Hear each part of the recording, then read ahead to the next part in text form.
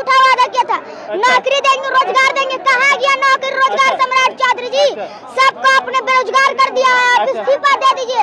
और डीएम साहब, एसपी साहब के कहने से ही छात्र 307 का धारा लगना चाहिए।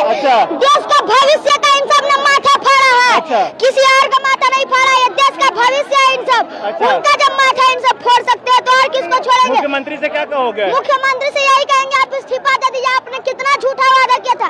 नौकरी देंगे, रोजगार देंगे, कहाँ गया नौकरी रोजगार सम्राट चौधरी जी? सबको अपने बेरोजगार कर दिया है। आप इस्तीफा दे दीजिए। और डीएम साहब, एसपी साहब के कहने से ही छात्र अमित शाह इस्तीफा दो के नारे के साथ इस वक्त हजारों की संख्या में यूथ कांग्रेस के कार्यकर्ता बीजेपी मुख्यालय की तरफ रुख कर रहे हैं।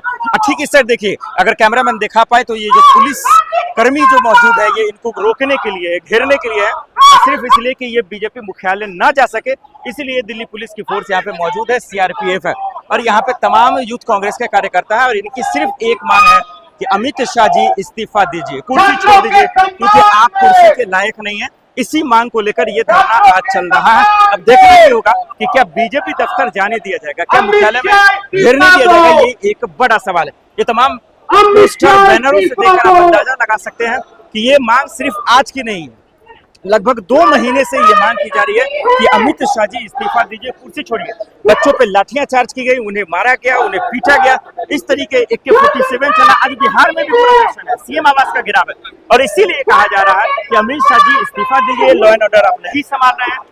जिस तरीके से आपने जो गोलियों का इस्तेमाल किया गया, लाठी चार्ज की गई, पत्थर चला गया, ये तमाम आरोप जो लगे, राहुल गांधी धरने पे बैठे, इसी चीज को लेकर ये किया जा रहा है। देखिए तमाम लोग यहाँ पे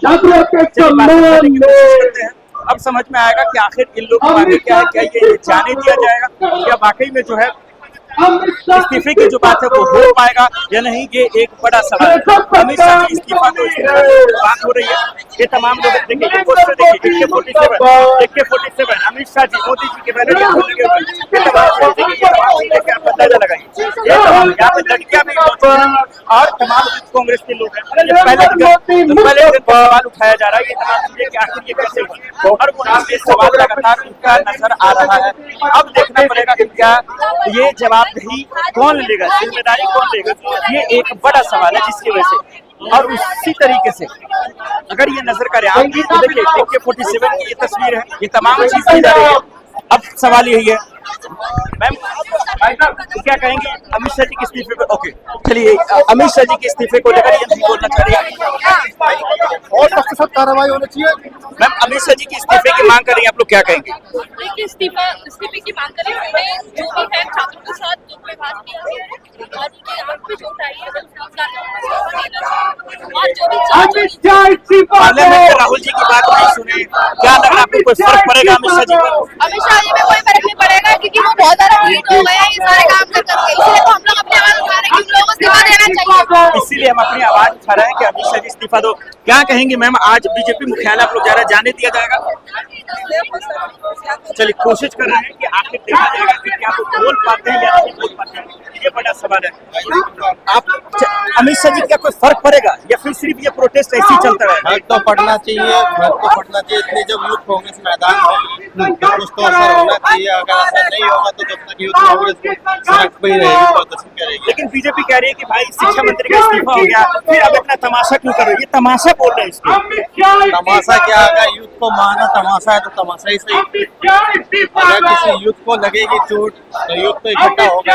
मैं एक चीज समझना चाह रहा हूँ, ये सरकार युवाओं के ताकत को इतना कमजोर क्यों लेती है, हल्के में क्यों लेती है? क्योंकि सरकार को पता है कि युवा जिस दिन एक हो गया, इकट्ठा हो गया तो सरकार गिर सकती है।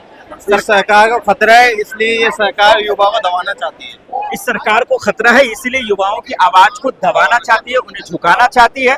लेकिन ये एक अच्छी बात है कि लगातार जिस तरीके से छात्रों पे बर्बरता की गई, उनके साथ बदसलूकी की गई, ये सवाल पूछा जा रहा है कि आखिर ये हरकत क्यों, ये कानून व्यवस्था ऐसे क्यों बिगाड़ा गया, ये सवाल पूछा जा रहा है। और यही समझने की कोशिश करेंगे, तमाम लोग बोल भी रहे हैं। मतलब कि यहाँ पे जिस तरीके से छात्र हैं, अमित शाह जी, मोदी जी, तमाम लोगों के बैनर है, क्या कहेंगे आप लोग? अभी तक सरकार तो इस सवाल पे कोई एक्शन नहीं ली, ना राहुल जी हो या पूरा तमाम कांग्रेस के, क्या लग रहा है आपको? ये सरकार की मनमानी, जो सरकार ने लोग बच्चों के साथ बर्बरता करी है ना, पहले चलाई है, तो सरकार बताए किसके कहने पे चलाई है। एक FIR कराने के लिए बच्चों को राहुल जी को आना पड़ता है, तो देख सकते हैं कि इस देश में चल क्या रहा है।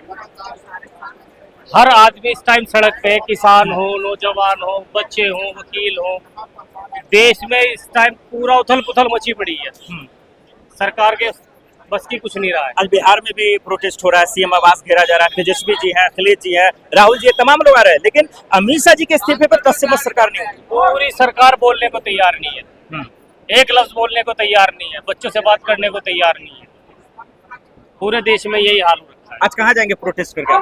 आज प्रोटेस्ट करके जा रहे हैं सीधा अमित शाह इस्तीफा लेने जा रहे हैं। वो पुलिस फोर्स भी नहीं लगा रखी है, पुलिस डंडे मारेगी, डंडे खाने आए, फिर से तैयार है? बिल्कुल तैयार है। चलिए, इनका जो